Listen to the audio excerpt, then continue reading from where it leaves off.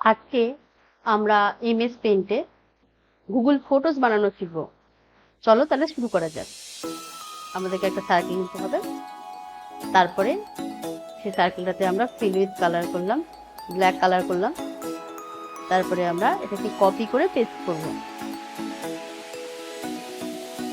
ঠিক half half করে কেটে নেব লাল কালার, তারপরে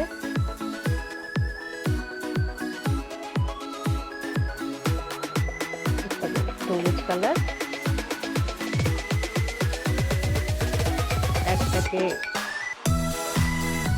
নীল আর একটাকে হলুদ কালার করে নিতে হবে। তারপরে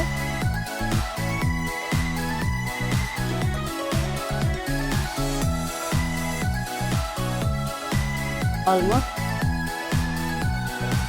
ডান।